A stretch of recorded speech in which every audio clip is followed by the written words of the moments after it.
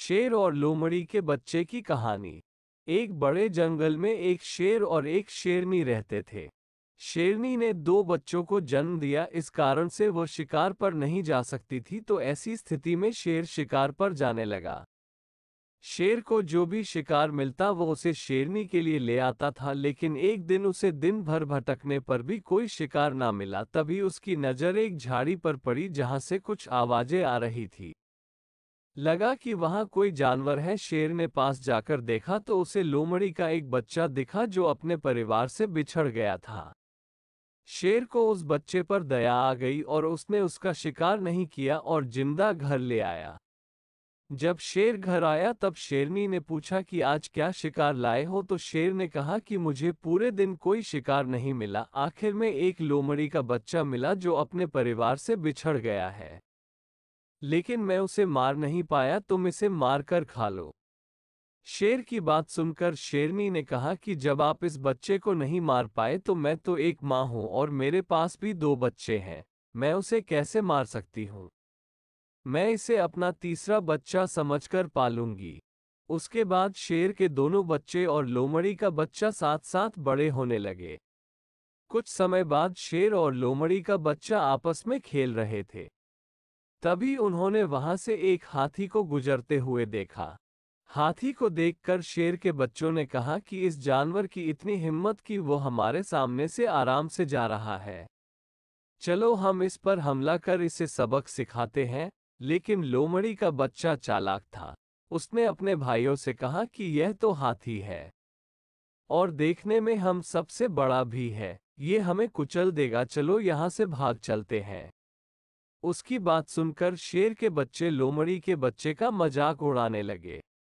लोमड़ी के बच्चे को अपनी जान की परवाह थी, इसलिए वो वहां से भाग गया। शाम को घर आकर शेर के बच्चों ने अपनी माँ को हाथी के बारे में बताया और यह भी बताया कि लोमड़ी का बच्चा वहां से जान बचाकर कैसे भाग आया था। शेर के बच्चे को मजाक उड़ाते देख लोमड़ी का बच्चा गुस्सा हो गया और उसने कहा कि अगर मैं तुम्हें सावधान नहीं करता तो वो हाथी आज तुम्हें कुचल कर चला जाता। शेरनी ने अपने बच्चों को इस तरह झगड़ते देख उन्हें शांत कराया। इसके बाद शेरनी लोमड़ी के बच्चे को अकेले बाहर लेकर गई और वहां उसे समझाया कि देखो वो तुम्हारे बड़े भाई हैं, तुम्हें उनसे ऐसी बातें नहीं करनी चाहिए। लेकिन मजाक बनाने की वजह से लोमड़ी का बच्चा गुस्से में शेरनी को जवाब देते हुए कहा कि मैं छोटा हूं तो क्या हुआ, किसी भी बात में उन दोनों से कम नहीं हूं, अगर अगली बार उन दोनों ने मेरा मजाक उड़ाया तो मैं उन दोनों को मार दूंगा।